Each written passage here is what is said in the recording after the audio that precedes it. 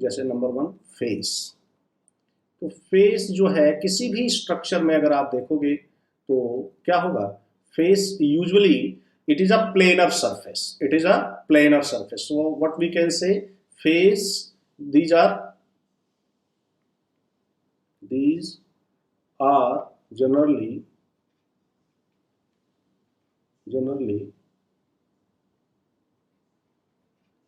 planar surface, planar surface।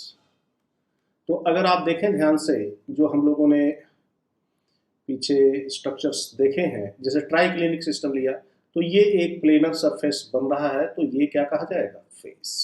इसको हम लोग क्या कहेंगे, face.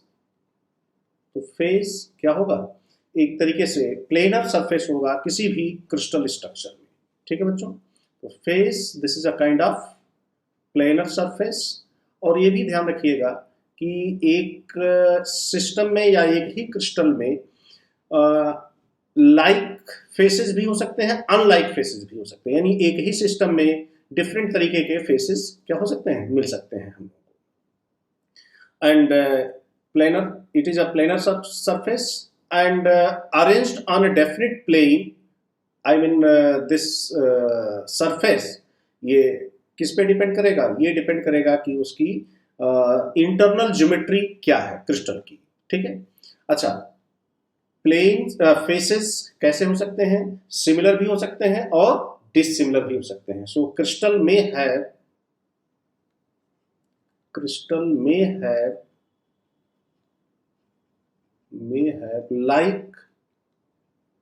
like or unlike faces,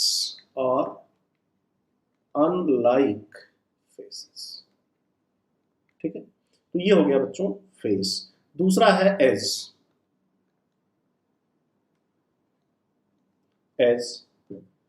तो एजेस को हम लोग कैसे डिफाइन करेंगे, these are the faces, edges. ऐसे तो आप देख करके बता सकते हैं कि भाई किसी भी स्ट्रक्चर में एज क्या है, तो एज जैसे मान लेते हैं ये यहाँ से यहाँ तक, इसको क्या कहा जाएगा, as.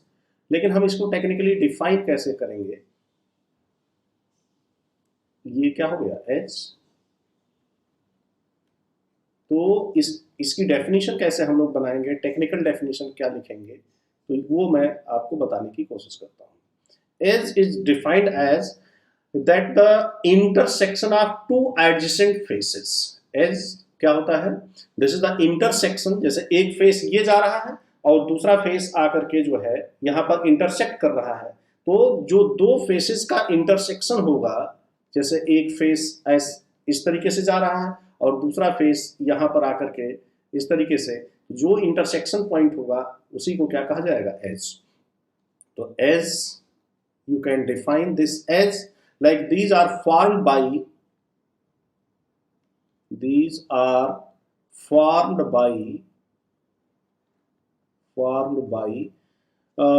the intersection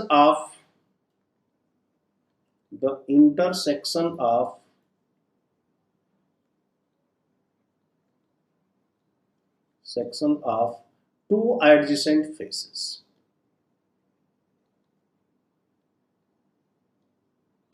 adjacent faces in crystal।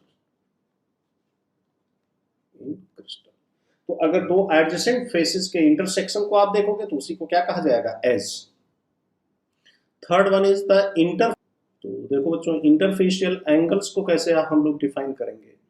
Interfacial angles, it is the angle between the normal to the two intersecting faces, right. इट इज the angle between the angle between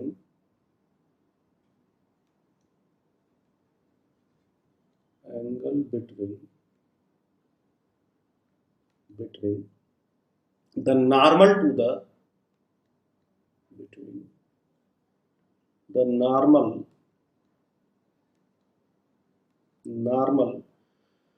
the normal to the two intersecting faces।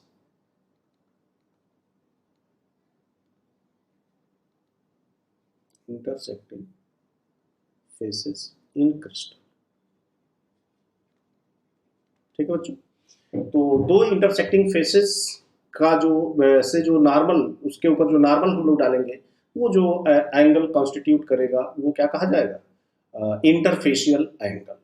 ठीक है, तो बच्चों face as और interfacial angle, interfacial angle को आप vertex से भी समझ सकते हैं। पॉलीगॉन में जो वर्टेक्स होते हैं, ठीक है, उनको हम लोग इंटरफेशियल एंगल से इक्वेट कर सकते हैं।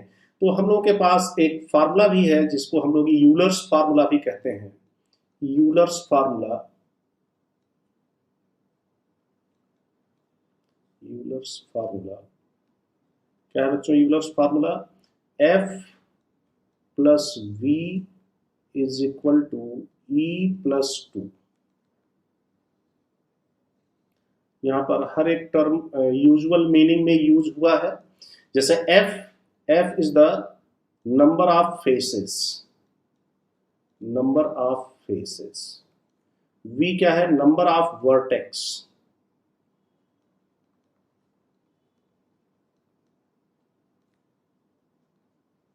वर्टेक्स। E क्या है? Number of edges.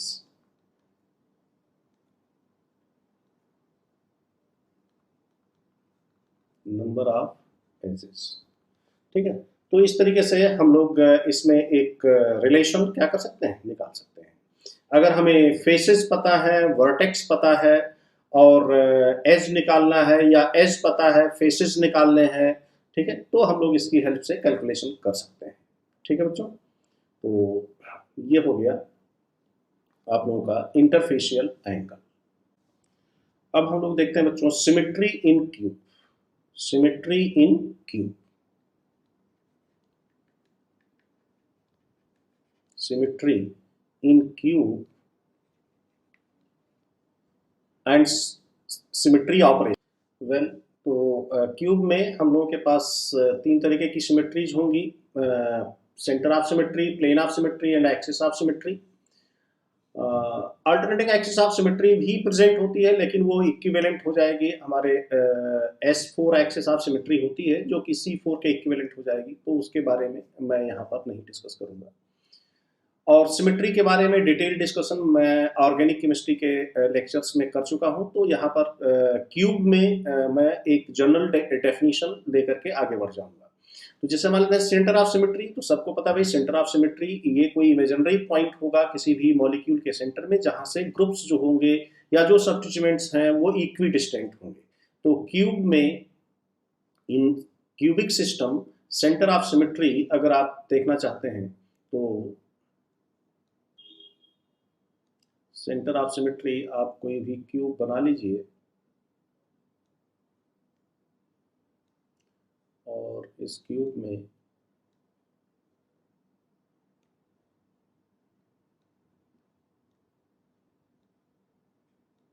आप इसके सेंटर में कोई भी इमेजिनरी पॉइंट आप ले लीजिए, जहां से, जैसे मान लेते हैं ये पॉइंट ले लिया हमने, तो इस कॉर्नर की डिस्टेंस देखेंगे और इस कॉर्नर की डिस्टेंस देखेंगे, ये इक्वल होगी। इस कॉर्नर की डिस्टेंस देखेंगे और इस कॉर्नर की डिस्टेंस, ये सब इक्वल होगी। ठीक है, तो इसको हम लोग पॉइंट ऑफ इन्वर्जन भी कहते हैं। अगर हम इस पॉइंट के थ्रू इस ऑब्जेक्ट को रिफ्लेक्ट कर दें, इसके थ्रू रिफ्लेक्ट कर दें, तो क्या होगा, ये सिमिलर स्ट्रक्चर हमें देगा। ठीक है, तो इसलिए इसको हम लोग क्या कहते हैं, पॉइंट ऑफ सिमेट्री। तो किसी भी मॉलिक्यूल में पॉइंट ऑफ सिमेट्री या तो नहीं होगा उस स्ट्रक्चर में, और अगर होगा तो मैक्सिमम एक ही होगा। एक मॉलिक्यूल में दो सेंटर ऑफ सिमेट्री नहीं हो सकते। ठीक है, तो ये कहा जाएगा सेंटर ऑफ सिमेट्री, आई। ठीक है, तो सेंटर ऑफ सिमेट्री वो पॉइंट होता है किसी भी मॉलिक्यूल के सेंटर में जहां से ग्रुप्स जो है वो इक्वी डिस्टेंट होते हैं। तो आठों कॉर्नर्स इसके जो है क्या होंगे, इक्वल डिस्टेंस पे होंगे।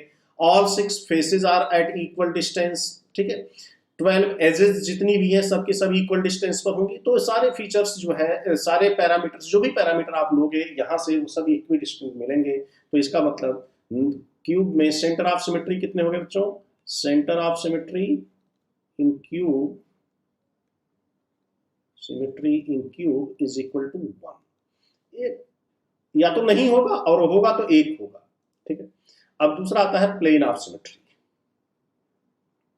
तो फर्स्ट हो गया हम लोगों का, second is plane of symmetry. इसकी भी डेफिनेशन आप लोग जानते हैं, ऑलरेडी मैं बता चुका हूं। Plane of symmetry, plane of symmetry वो प्लेन होता है जो किसी भी ऑब्जेक्ट को दो इक्वल पार्ट्स में डिवाइड करता है। क्या करता है? दो इक्वल पार्ट्स में डिवाइड करता है, और दोनों जो पार्ट्स होते हैं वो मिरर इमेज होते हैं एक दूसरे के।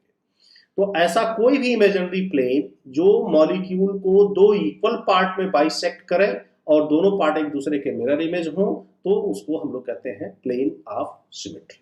इसको लिखते हैं हम लोग सिग्मा से।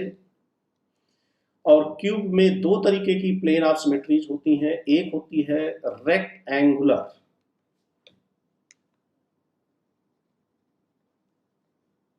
Rectangular plane of symmetry, plane of symmetry, right. तो रेक्टेंगुलर प्लेन ऑफ सिमेट्री ये रेक्टेंगुलर शेप की होगी, ये अपोजिट फेसेस से पास होती है, ठीक है। तो इसके लिए मैंने ऑलरेडी फिगर ले रखा है, और इसकी हेल्प से हम लोग अपना टाइम बचा सकते हैं। तो अगर आप ध्यान से देखें तो ये है हम लोगों का क्यूब में rectangular plane of symmetry, rectangular plane of symmetry. देखिए इस फेस को और इसके पीछे वाला फेस, यानी अपोजिट फेसेस जितने भी होंगे वहां से ये पास होगा, ठीक है। तो एक इस तरीके से, एक इस फेस का और इस फेस से, और एक इस फेस से इस फेस से। तो total rectangular plane of symmetries cube में कितनी हो गई? 3, 1, 2 एंड 3। तो रेक्टेंगुलर प्लेन ऑफ सिमेट्रीज हो गई बच्चों इसमें कितनी? 3। इसको आप लोग नोट कर लीजिए, बना लीजिए, ठीक है। दूसरा है diagonal plane of symmetry, diagonal plane of symmetry is diagonal plane of symmetry, diagonal plane of symmetry.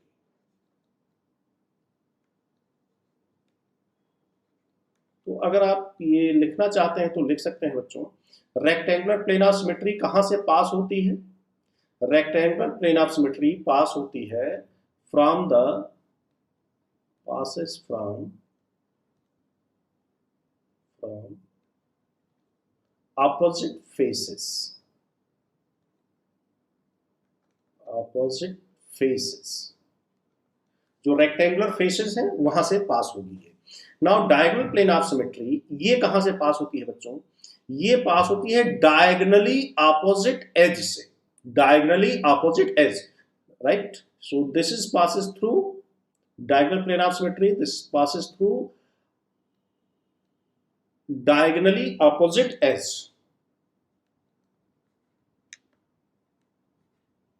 Diagonally opposite edge, यानी ये पास होगी डायगोनली अपोजिट एज से। तो टोटल कितनी एजेस हैं हमारे पास क्यूब में? 12 एजेस हैं। तो 12 और 2 डायगोनली अपोजिट हमेशा एक दूसरे के आएंगे, तो total diagonal plane of symmetries आपको मिलेंगी बच्चों यहाँ पे 6। अब इसको भी आप लोग फिगर के थ्रू विजुलाइज कर लीजिए। थोड़ा सा विजुलाइजेशन में कभी कभी बच्चों को दिक्कत आती है, तो देखिए मैंने ऐसा फिगर लिया है जिसमें आप आसानी से विजुलाइज कर सकते हैं।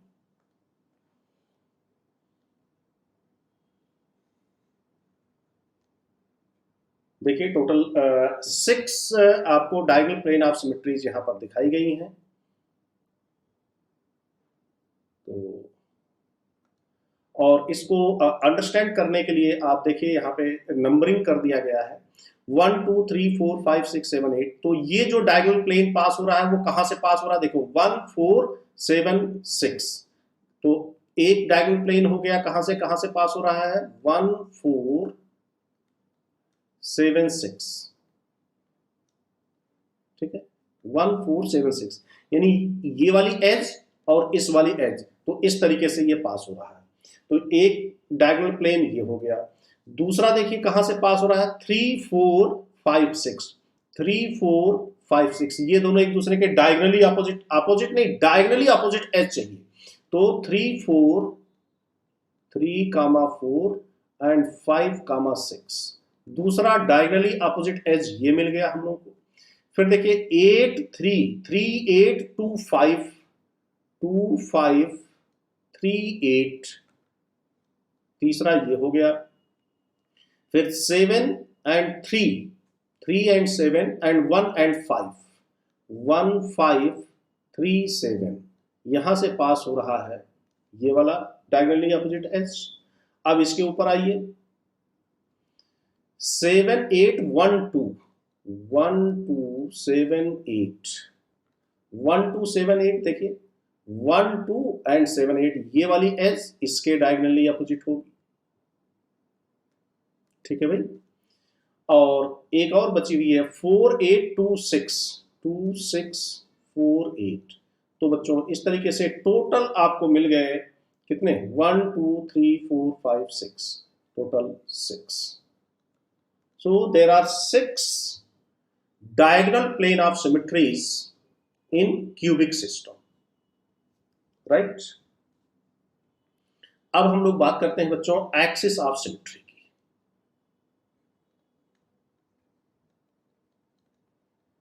Axis of symmetry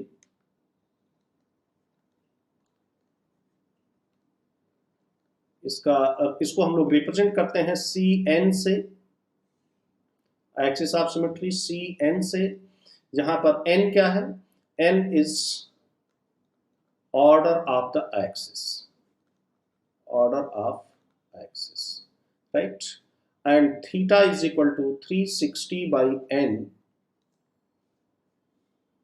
theta is the angle of rotation, theta is called angle of rotation, angle of rotation which brings the similar structure,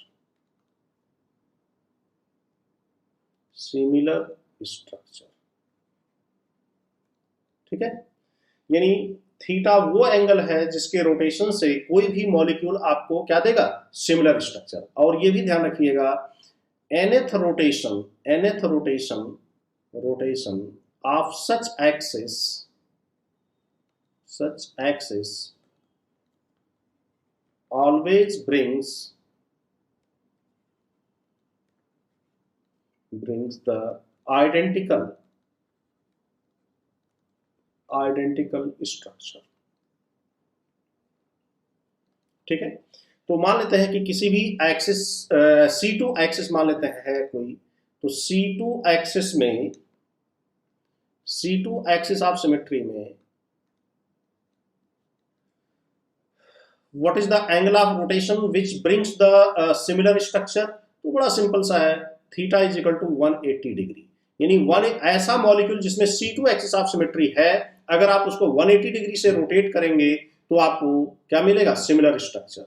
लेकिन जैसे ही आप इसको सेकेंड रोटेशन करेंगे यानी 360 डिग्री, फिर से वो, और आप सबको पता है कि अगर किसी भी ऑब्जेक्ट को 360 डिग्री रोटेट कर दिया जाए तो वही ऑब्जेक्ट बन जाएगा, ठीक है। तो इसीलिए nth रोटेशन जो है ये हमेशा आइडेंटिकल स्ट्रक्चर लाएगा, और ये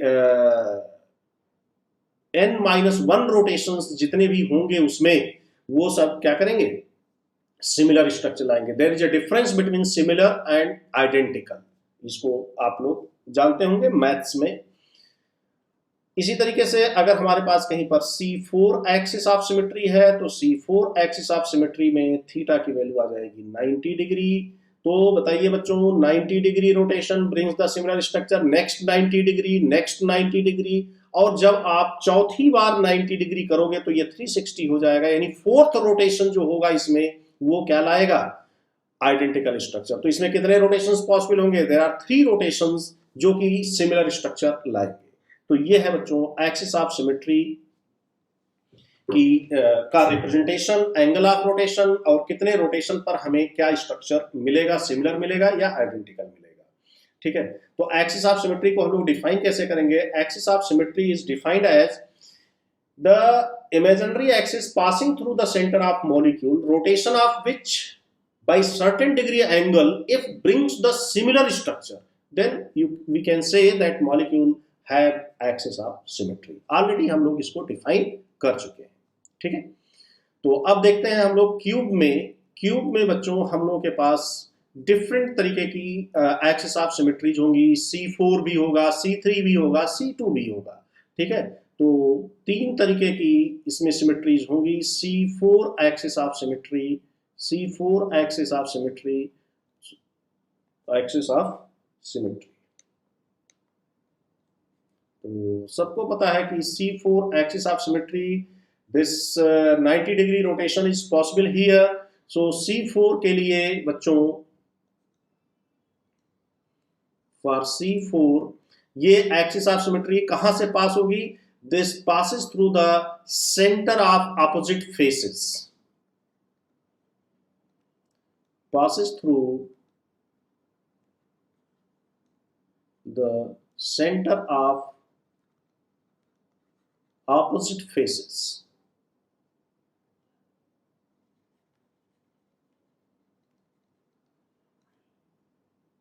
ऑपोजिट फेसेस। तो कितने फेसेस होते हैं बच्चों क्यूब में? 6। और इस तरीके से अगर ऑपोजिट फेस से आएगा तो कितने हो जाएंगे? 3। तो टोटल एक्सिस ऑफ सिमेट्रीज हम लोगों के पास कितने हो गए? 3। अब आप इसको विजुलाइज करिए। देखिए अगर मेरे पास इसकी फोटो है तो मैं आपको दिखा सकता हूं। Axis of symmetry C, this is the axis of symmetry, C4 axis of symmetry,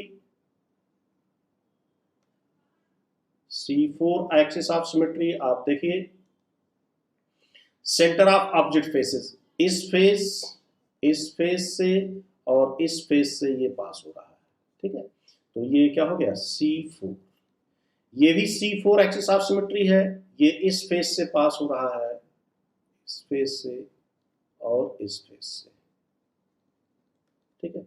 ये भी C4 एक्सिस ऑफ सिमेट्री है बच्चों, C4 और ये इस फेस से पास हो रहा है, इस फेस से और इस फेस से। तो इस तरीके से ये C4 एक्सिस ऑफ सिमेट्री का विजुलाइजेशन हो गया। अगर हम इसको 90 डिग्री रोटेट करेंगे तो ये वाला कॉर्नर इससे चेंज हो जाएगा।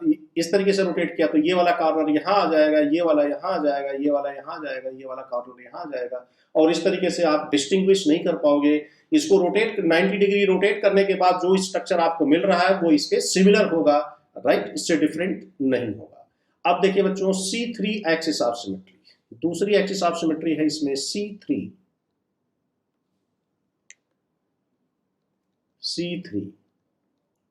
Axis of symmetry.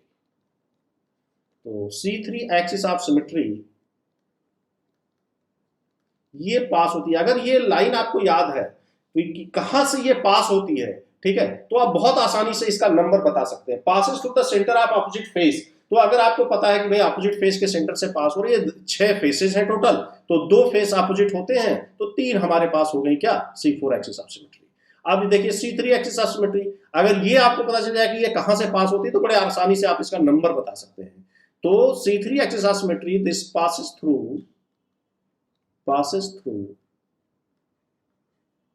through the body diagonal of cube,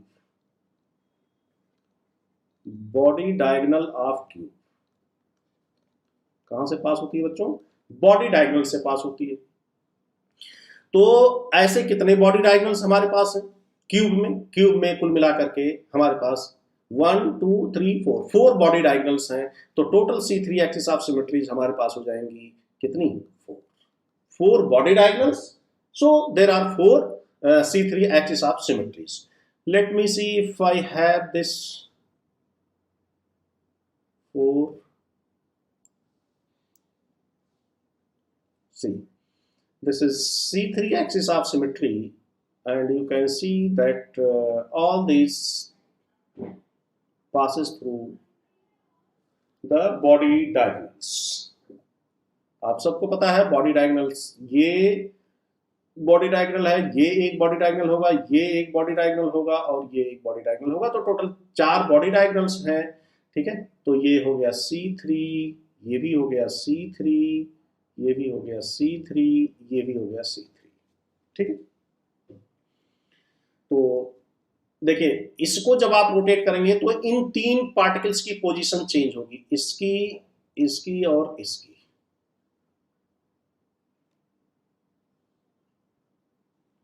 इन दोनों का की पोजीशन में कोई चेंज नहीं आएगा, और इसके करेस्पॉन्डिंग पॉइंट्स ये चेंज होंगे, ये चेंज होंगे और ये चेंज होंगे। तो इस तरीके से 120 डिग्री के रोटेशन से आपको सिमिलर स्ट्रक्चर मिलेगा, और ऐसे 4 बार जब आप रोटेट कर देंगे, 3 बार रोटेट करेंगे, थर्ड रोटेशन वो आइडेंटिकल स्ट्रक्चर ले आएगा। तो ये है बच्चों C3 एक्सिस ऑफ सिमेट्री। अब है last C2 axis of symmetry. C2 axis of symmetry.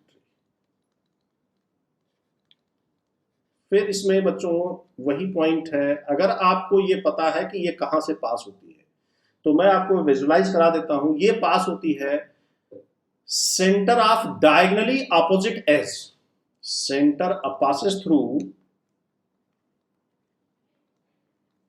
passes through center of diagonally opposite S,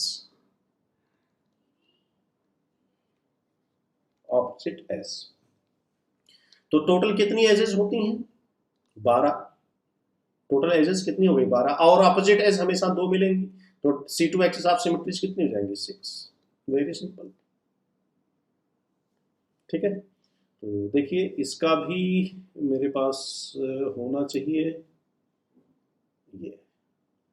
तो अगर आप ध्यान से देखें तो ये कहां से पास हो रहा है? देखो, डायगनली अपोजिट एज, इसका डायगनली अपोजिट एज ये होगा, और इसके सेंटर से पास हो रहा है C2 axis of symmetry, C2 C2 C2 C2 C2, सब डायगनली अपोजिट एज से पास हो रहे हैं। देखिए, मैं इसको अलग कलर से कर दे रहा हूं तो आपको दिख जाएगा, इससे पास हो रहा है, इसमें ये इससे और इससे पास हो रहा है, ये दो है डायगनली अपोजिट एज। इसमें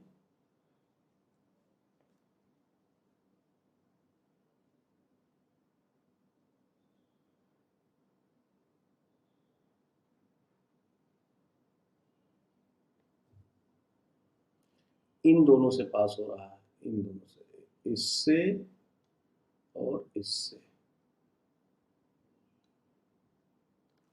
और इसमें पास हो रहा है यहां से और यहां से, ठीक है। इसमें पास हो रहा है यहां से और यहां से।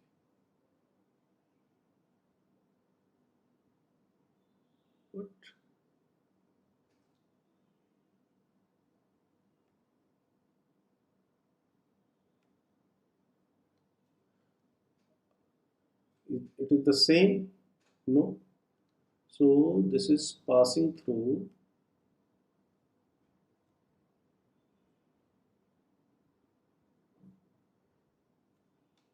वेट, ये पास हो रहा है यहां से और यहां से। कौन सी बच गई अभी हमारी कलर करने के लिए? अगर हम लोग ध्यान से देखें तो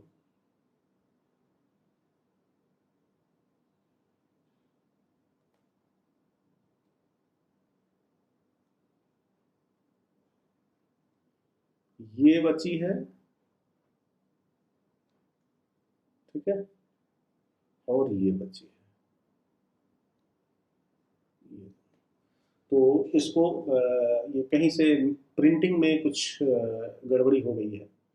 ये यहाँ दिखा दिया है, ये यहाँ से पास हो रहा है और यहाँ से पास हो रहा है, ठीक है, और इसमें ये दोनों, तो थोड़ा सा रिप्रेजेंटेशन में गड़बड़ी है, और कोई बात नहीं है, ठीक है। तो टोटल हो गए कितने? 6। तो इस तरीके से हमारे पास क्यूब में टोटल हो गई C2 एक्सिस ऑफ सिमेट्री 6। तो अब एलिमेंट ऑफ सिमेट्री हो गया इसमें एलिमेंट ऑफ सिमेट्री, ये हो गया 1 प्लस 9 प्लस 30। इसमें 1 क्या है बच्चों? This is centre,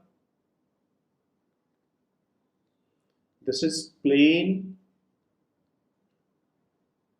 and this is axis. So total is equal to 23. So element of symmetry is defined as the collection of all types of symmetry. So 1 is the center of symmetry, 9 plane, and 13 axis. So in the cube, total element of symmetries means total types of symmetries are 23. Clear? ये बात clear हो गई सबको कि cubic system में total हमारे पास 23 symmetries होंगी। ठीक है, अब देखो बच्चों, और भी हम लोगों के पास क्यूब के डिफरेंट फीचर्स हम लोगों को देखने हैं।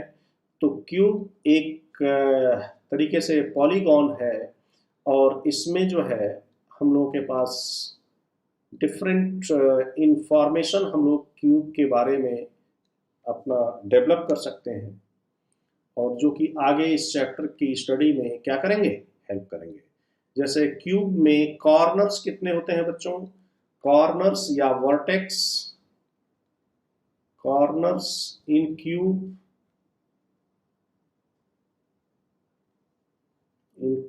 is equal to 8.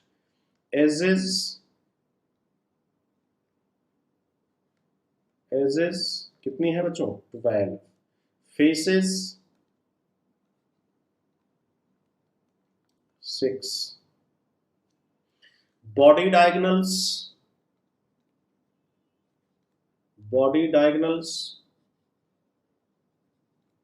4. ठीक है, body diagonals 4. Okay, face diagonal, तो हर एक फेस में कितने डायगोनल्स बनेंगे? 2, और टोटल फेसेस कितने हैं? 6. तो फेस डायगोनल्स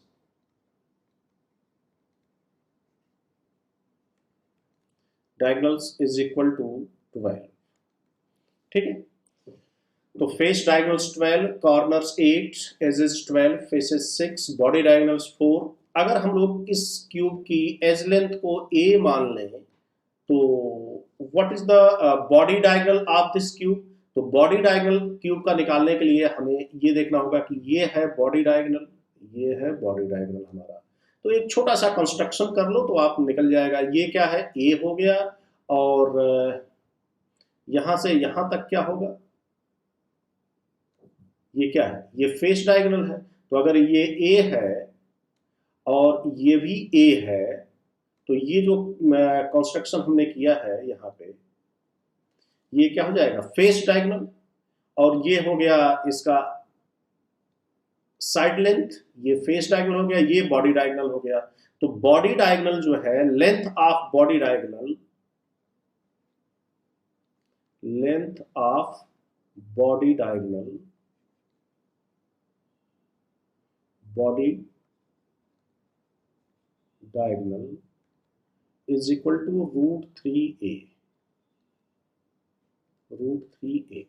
यानी यहां से यहां तक की डिस्टेंस जो होगी, यहां से यहां तक की डिस्टेंस, ये डिस्टेंस, ये यहां से यहां तक की, ये √3a होगी अगर साइड लेंथ क्यूब की क्या है? a है। ठीक है, इसी को हम लोग क्या कहते हैं? Body diagonal.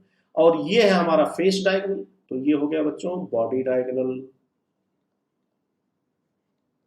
Body diagonal. ये है face diagonal.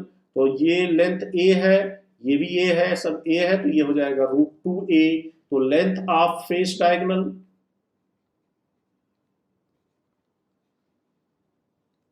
Face diagonal is equal to √2a। आप इसको मैथमेटिक्स से सॉल्व कर सकते हैं, राइट? पाइथागोरस थ्योरम लगा करके, नॉर्मल 90 डिग्री बॉन्ड एंगल देख करके। ठीक है, तो ये अच्छा, अब अगर आपसे ये पूछा जाए कि क्यूब में 2 एडजेसेंट फेस के सेंटर्स के बीच की डिस्टेंस क्या होगी, तो दो एडजेसेंट फेस के सेंटर्स के बीच की डिस्टेंस ये इस तरीके से होगी, ये डिस्टेंस हमें बतानी है अगर, तो भी हम लोग यहाँ पे इसको कंस्ट्रक्शन कर सकते हैं। यहाँ पर ये क्यूब के कॉर्नर से फेस के सेंटर तक लाइए और यहाँ पे क्यूब के कॉर्नर से फेस के सेंटर पे लाइए, तो ये डिस्टेंस आपको निकालनी है। ये डिस्टेंस आपको पता है √2a/2 और ये भी है √2a/2, तो आसानी से आप कैलकुलेट कर सकते हैं।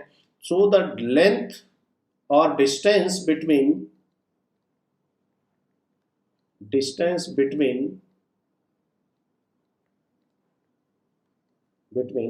center of two adjacent faces, distance between center of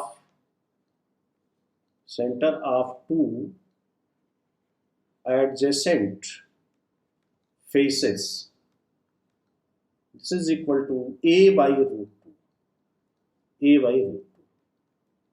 ठीक है।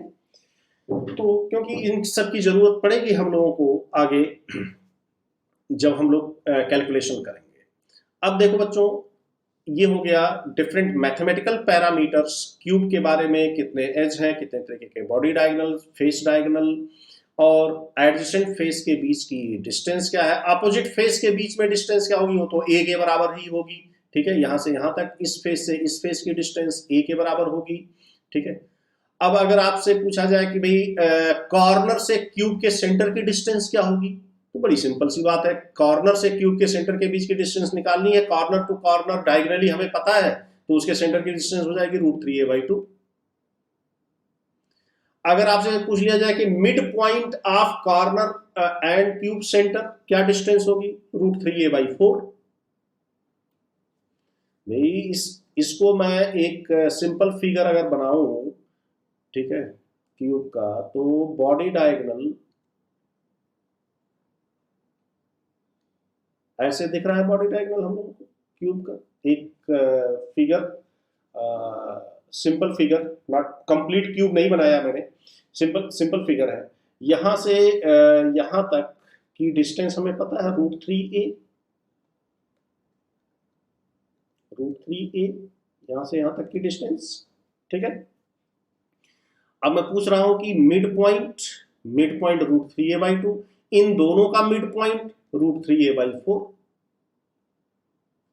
So the distance between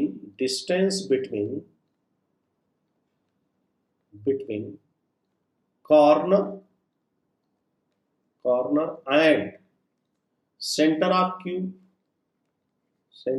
cube, this is equal to √3a/2, and the distance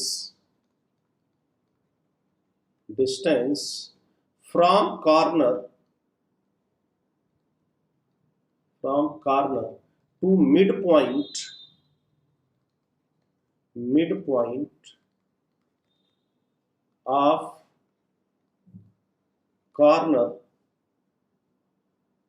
midpoint of corner and cube center। तो बच्चों ये आ जाएगा √3a/4। तो इस तरीके से आप डिफरेंट पैरामीटर्स क्यूब में क्या कर सकते हैं, देख सकते हैं। और ये सब इंपॉर्टेंट पॉइंट्स हैं, क्योंकि यहाँ पर हमें कैलकुलेशंस करना ही करना है, ठीक है। आपको न्यूमेरिकल्स में ये सारी चीजें यूज करनी है और मिलेंगी भी, ठीक है। तो ये हो गया बच्चों सिमेट्री क्यूब में, different definition, faces, edges and interfacial angle, different तरीके की सिमेट्रीज और कुछ पैरामीटर्स मैंने आपको बताए क्यूब के बारे में, ठीक है, कि इसमें किसके बीच में क्या क्या डिस्टेंसेस होंगी। अब हम लोग बात करेंगे कि अगर क्यूब में पार्टिकल्स को रखा जाए तो कॉर्नर पे रखा गया पार्टिकल एक क्यूब में कितना कंट्रीब्यूट करेगा, क्योंकि ये तो एक यूनिट सेल के बारे में हम लोगों की बात हो रही है और कई ऐसे infinite number of unit cells मिलकर के ही क्रिस्टल लैटिस बनाएंगे। तो अगर हम लोग एक ऐसे क्यूब के यानी एक ऐसे क्यूबिक यूनिट सेल के बारे में बात कर रहे हैं जो क्रिस्टल लैटिस के बीच में है, तो उसके कॉर्नर पर अगर हमने एक पार्टिकल रख दिया है तो वो कॉर्नर पार्टिकल कितना कंट्रीब्यूट करेगा एक यूनिट सेल में, वो हम लोग देखिए कैसे देखते हैं। तो बच्चों हम लोगों ने कॉन्स्टिट्यूएंट पार्टिकल्स को क्या माना है, स्फीयर माना है। तो स्फेरिकल कॉन्स्टिट्यूएंट पार्टिकल्स को अगर हम लोग क्यूब में अरेंज करते हैं और एक ऐसा हम लोग क्यूब लेते हैं जो लैटिस के बीच में है, तो क्यूब का एक कॉर्नर 8 क्यूब में शेयर किया जाता है। इसको आप ऐसे विजुलाइज कर सकते हैं कि आप जहां पर भी बैठ करके पढ़ रहे हैं, अभी किसी भी रूम में बैठ करके पढ़ रहे हैं, तो आप उसको क्यूबिक रूम मान सकते हैं। अब आप उस रूम के चारों तरफ वैसे रूम बना सकते हैं। तो अगर आप ध्यान से देखें तो कोई भी कॉर्नर आपने एक जिस रूम में बैठे हैं उसके चारों तरफ आप रूम बना दीजिए, चारों तरफ बनाइए। तो और ऊपर नीचे भी बना दीजिए, ठीक है, डबल स्टोरी भी बना सकते हैं। और हर तरफ इस तरीके से रूम आप कॉन्स्टिट्यूट करके आप किसी भी एक कॉर्नर को फोकस करिए, किसी भी एक कॉर्नर को फोकस करिए, और आप पाओगे कि एक फ्लोर में, एक प्लेन में आपको 4 रूम मिलेंगे उस कॉर्नर के रिस्पेक्ट में, और उसके ऊपर डबल स्टोरी। तो इस तरीके से 4 4 8। तो क्यूब का एक कॉर्नर 8 क्यूब्स में शेयर किया जाएगा। तो यहां पे हम लोग लिख सकते हैं one corner of cube, one corner of cube, corner of cube is shared by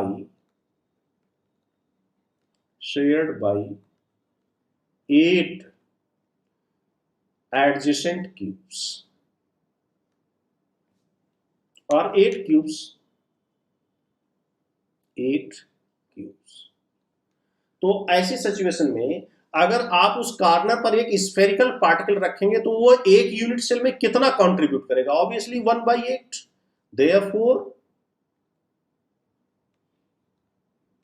therefore contribution of constant particle placed at one corner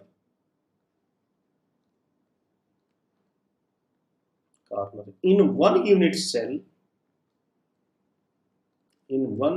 cell is equal to 1/8। ठीक है बच्चों। इसी तरीके से अगर आप देखो ध्यान से तो क्यूब का एक फेस कितने में शेयर किया जाएगा, 2 क्यूब में। तो face of cube, one face of cube shared by 2 cubes, 2 cubes। तो ऐसी सिचुएशन में अगर आपने कोई पार्टिकल रख दिया है फेस के सेंटर पे, तो उसका कंट्रीब्यूशन एक यूनिट सेल में कितना आएगा, 1/2। So the contribution of particle placed at face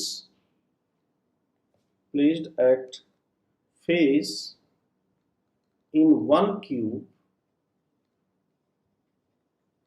is equal to 1/2। ठीक है। ऐसे एजेस कितनी होती हैं बच्चों क्यूब में, टोटल 12 एजेस। अब अगर हम लोग एज पे कोई पार्टिकल रखते हैं तो एक एज कितने में शेयर किया जाएगा, ऑब्वियसली एक ही फ्लोर पर सारे मिलेंगे, एज तो दूसरे फ्लोर पे जाएगा नहीं, तो 4 में। तो likewise edge of cube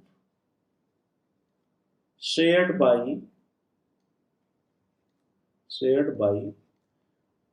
4 cubes, therefore contribution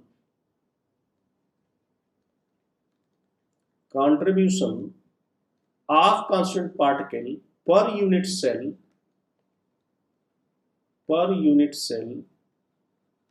is equal to 1/4।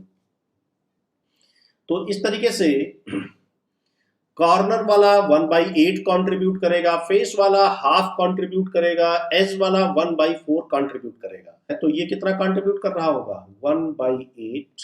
ये फेस, ये देखिए कट जो बना है ये फेस है, तो ये कितना कंट्रीब्यूट कर रहा होगा, 1/2। एज इसमें नहीं दिखाया गया है, एज होगा यहां से यहां तक, ये एज यहां पे जो रखा जाएगा वो 4 क्यूब्स में शेयर किया जाएगा। ये फिगर देखिए, तो ये कॉर्नर है, ये कॉर्नर है, कॉर्नर, तो ये 1/8 कट हुआ है, और फेस है, ये फेस है, तो कितना हो जाएगा 1/2। इसी तरीके से अगर आपसे ये कहा जाए कि भाई क्यूब के सेंटर पर कोई पार्टिकल है, वो कितने से शेयर किया जाएगा, वो सिर्फ एक ही क्यूब में शेयर किया जाएगा, तो उसका 100% कॉन्ट्रीब्यूशन होगा। इसी तरीके से अगर बॉडी डायगोनल पर है कोई पार्टिकल, तो वो भी 100% एक ही क्यूब में होगा, वो भी और किसी से नहीं शेयर किया जाएगा, तो उसका भी कॉन्ट्रीब्यूशन क्या होगा 100%। तो इस तरीके से क्यूब में डिफरेंट लोकेशंस पे जो पार्टिकल्स होते हैं उनका कितना कंट्रीब्यूशन होता है, ये हम लोगों ने देखा बच्चों, और इसकी बहुत ज़रूरत पड़ेगी आपको न्यूमेरिकल सॉल्व करने में।